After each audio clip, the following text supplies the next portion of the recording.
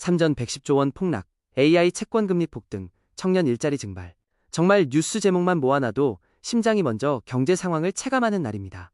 그런데 또 신기하게 지표는 반등하고 민생은 비명을 지르고 있습니다. 마치 체중계 숫자는 줄었는데 바지 단추는 더 힘들어지는 상황과 비슷하죠. 데이터로 시장의 이면을 읽는 더 매크로입니다. 2026년 8월 24일 오늘의 경제 뉴스 브리핑 지금 바로 시작하겠습니다. 예측을 비웃기라도 하듯 거대 자본의 엑시트 장세가 펼쳐지고 있습니다. 자본시장 기상도는 영하 5도의 프리즈입니다. 외국인의 기록적인 매도 폭탄으로 코스피 6700선이 무너졌습니다. 8월 24일 오전 10시 26분 조선일보는 110조 원 주주 환원에도 삼성전자 급락 소식을 전했습니다. 오후 5시 11분 뉴스원 보도에 따르면 외국인 투자자는 코스피에서만 3.7조 원을 팔아치웠는데 과거 5년 일평균 외국인 순매도액의 무려 10배가 넘는 규모입니다. 주주 환원이라는 잔치상이 차려졌는데 외국인은 식사도 안 하고 계산서도 안 받고 먼저 나가버린 셈입니다. 반면 개인 투자자들은 떨어지는 칼날을 보면서도 이번에는 손잡이겠지 하며 삼성과 닉스를 줍줍하고 있습니다. 오후 4시 33분 동아일보에 소개된 핀플루언서만 믿고 추격 매수했다가 반년 만에 원금을 날린 20대의 사연도 그래서 더 현실적으로 다가옵니다. 여러분도 그런 경험 있으시죠? 누가 대박났다고 하면 갑자기 내 통장만 뒤처지는 것 같은 기분 말입니다. 하지만 거대 자본이 파티장을 떠날 때 굳이 우리가 남은 뷔페 접시까지 정리할 필요는 없습니다. 맹목적인 추격 매수는 한 번 더 생각하셔야 합니다. 그리고 이 기묘한 자본 이동은 이제 외환 시장으로 번지고 있습니다. 증시는 폭락하는데 원화는 강해지는 묘한 장면이 이어지고 있습니다. 환율과 국제유동성 기상도는 15도의 흐림입니다. 수출 기업들의 달러 매도와 미국의 피벗 기대가 겹치면서 환율이 11개월 만에 1370원대로 내려왔습니다. 동아일보에 따르면 올 상반기 기업들의 달러 현물 및 선물한 순매도액은 1869억 달러에 달했습니다. 지난해 같은 기간보다 3.7배, 최근 5년 평균보다도 3배 이상 많습니다. 이어 연합뉴스는 원달러 환율이 1370원대로 하락했다고 전했습니다. 지금 상황을 쉽게 말하면 외국인 자금은 증시에서 짐 싸서 나가고 있는데 수출 기업들은 달러를 창고 정리하듯 내다 팔면서 환율을 붙잡고 있는 모습입니다. 헤지펀드들도 미국의 피벗 기대를 이유로 달러 약세 베팅을 늘리고 있습니다. 문제는 이런 환율 하락이 체력으로 버티는 것이 아니라 분위기로 버티는 것에 가깝다는 점입니다. 기업들의 내고 물량이 소화되고 나면 환율은 다시 펀더멘털을 찾아 움직일 가능성이 있습니다. 그래서 지금 같은 달러 약세 구간은 장기 외화 자산을 천천히 분산 편입하기에 나쁘지 않은 시점으로 보입니다.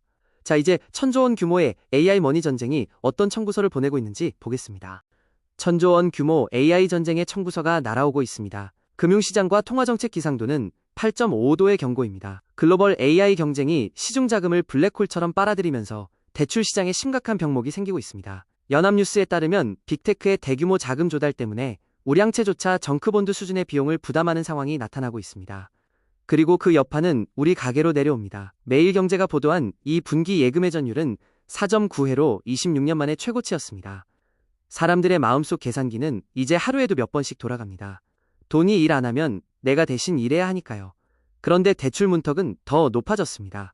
뉴스원에 따르면 우리은행은 가계대출 총량을 이미 1조 원 초과했습니다. 대기업은 AI를 한다며 수십조 원 규모의 자금을 조달하는데 서민은 대출 창구에서 번호표만 뽑고 돌아서는 상황입니다. 이런 시기에는 무리한 영끌보다 이자 방어가 우선입니다. 제2금융권의 단기 파킹 통장 등을 활용해 현금을 관리하는 것이 현실적인 선택이 될 수 있습니다. 이제 시선을 글로벌 장기금리로 돌려보겠습니다. 장기금리의 독단적인 반란이 시작됐습니다. 대외 국제금융과 통화정책 기상도는 12도의 조심스러운 관망세입니다. 시장은 기준금리 인하를 기다리는데 장기국채금리는 혼자 다른 음악에 맞춰 춤을 추고 있습니다. 파이낸셜 뉴스에 따르면 미국과 일본, 유럽의 장기금리가 동시에 상승했습니다. 특히 미국 30년물 국채금리는 5.3% 근처까지 오르며 최근 5년 박스권 상단을 가볍게 넘어섰습니다.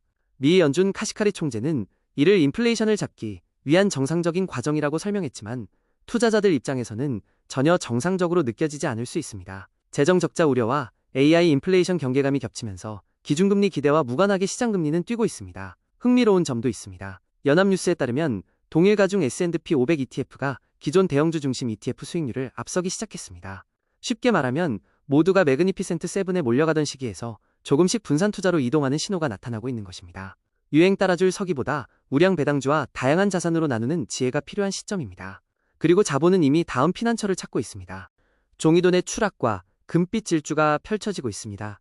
원자재와 기술변화 기상도는 33도, 말 그대로 뜨겁습니다. 달러를 믿지 못하겠다는 자금이 금으로 달려가고 있습니다. 이데일리에 따르면 금값은 4,600달러 선을 위협하며 사상 최고치 경신 흐름을 이어가고 있습니다. 마치 전 세계 투자자들이 그래도 금은 말 안 바꾸잖아 라고 외치는 것 같습니다. 그런데 유가는 다릅니다. 중동 갈등이 길어지고 있는데도 가격은 오히려 하락하며 디커플링 현상이 나타나고 있습니다. 기술 패권 경쟁도 점점 비용 전쟁이 되고 있습니다. 중앙일보에 따르면 미국 AI 모델 개발 비용은 중국보다 12배 비싼 것으로 나타났습니다. 엔비디아마저 서버 가격을 15% 인상하겠다고 하니 기술의 미래는 밝은데 계산서는 더 무서워지고 있습니다. 결국 화폐 가치는 흔들리고 기술 인프라 비용은 치솟는 상황입니다. 장롱 속 현금만 믿고 있기에는 물가의 식욕이 너무 좋습니다. 물가 상승을 방어할 수 있는 실물 자산과 가치 자산에 대한 고민이 필요한 시점입니다.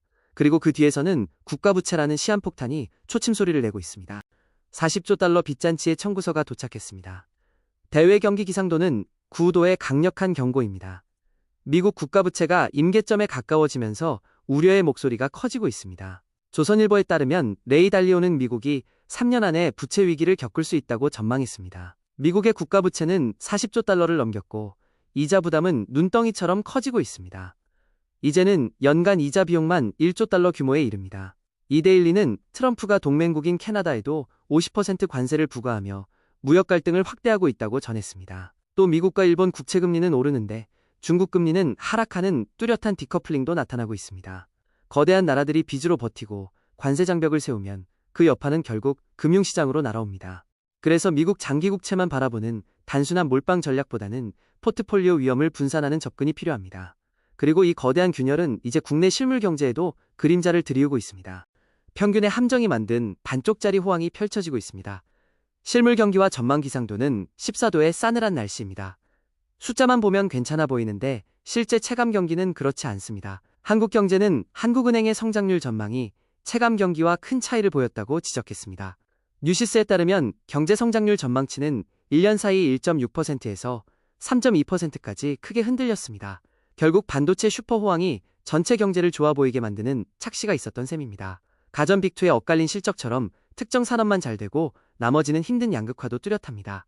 여러분도 뉴스에서는 경기 좋다는데 내가 가는 가게들은 왜 텅 비어있지 하는 생각 해보신 적 있으시죠? 바로 그런 이야기입니다. 그래서 화려한 숫자에 취해 무리하게 사업이나 투자를 늘리기보다 현실적인 현금 흐름을 지키는 것이 더 중요해 보입니다. 그리고 이 양극화는 지출 영역에서 더 선명하게 드러납니다. 돈맥 경화에 걸린 820조 원 슈퍼 예산의 역설입니다. 지출 추이 기상도는 영하 2도입니다. 국가 예산은 계속 커지는데 서민의 소비는 오히려 얼어붙고 있습니다. 중앙일보에 따르면 청년 상위 자산은 6.6억 원, 하위층은 844만 원 수준으로 무려 78배 차이가 납니다. 출발선부터 마라톤 코스가 다른 셈입니다. 이데일리는 내년 예산이 820조 원 규모로 편성될 전망이라고 전했습니다. 정부는 확장을 이야기하지만 현실에서는 지갑이 먼저 긴축에 들어갔습니다. 동아일보에 따르면 맥주와 소주 소비량도 외환위기 이후 처음으로 300만 킬로리터 아래로 내려갔습니다. 술자리마저 줄어들었다는 건 단순한 통계 이상의 의미가 있습니다. 사람들이 소비를 줄이고 있다는 뜻이니까요. 결국 정부 지원만 기다리기보다는 불필요한 지출을 줄이고 자본 수익을 만들 수 있는 통로를 고민해야 하는 시점입니다. 청년은 쉬고 물가는 뛰는 최악의 스태그플레이션 징후가 나타나고 있습니다. 고용과 물가 기상도는 영하 5도의 크리티컬입니다. 한국경제에 따르면 1분기 동안 60대 일자리는 23만 개 늘었지만 20대 일자리는 7만 개 감소했습니다. 무려 14분기 연속 감소입니다. 청년들은 취업 사이트를 새로 고침하고 있는데 일자리 숫자는 새로 고침이 안 되는 상황입니다. 여기에 물가까지 오릅니다. 뉴시스에 따르면 토마토 가격은 한 달 만에 400% 상승했습니다. 장바구니에 토마토를 넣을 때마다 주식 매수 버튼 누르는 기분이 들 정도입니다. 한겨레가 전한 것처럼 소득이 불안정한 청년들은 단기 플랫폼 노동으로 내몰리고 있습니다. 일자리는 노년층으로 쏠리고 물가는 계속 뛰면서 민생 부담은 커지고 있습니다. 이런 시기일수록 충동구매를 줄이고 농활상품권 같은 지원 제도를 적극 활용해 생활비를 관리하는 것이 중요합니다. 자, 이제 오늘 브리핑의 결론으로 가보겠습니다. 오늘 브리핑의 최종 결론입니다. 한국 경제는 대외 AI 인프라 투자라는 호재가 있음에도 불구하고 110조 원 규모의 주주 환원마저 외면당하는 자본 유출과 고물가 부담 속에 놓여 있습니다. 겉으로 보이는 성장 수치만 보고 판단하기에는 실물 경제의 양극화가 너무 깊습니다. 여러분께서는 평균의 함정에 빠져 섣부른 추격 매수나 영끌에 나서기보다 한 번 더 냉정하게 판단하셔야 합니다. 달러 자산 분산으로 변동성을 해지하고 고금리 파킹 통장을 활용해 현금을 방어하는 전략도 함께 고민해 보시기 바랍니다. 이상으로 2026년 8월 24일 오늘의 경제뉴스 브리핑을 마칩니다. 시장이 웃을 때도 울 때도 숫자는 거짓말을 잘하지 않습니다. 팩트로 위기를 읽는 남자 더 매크로였습니다. 감사합니다.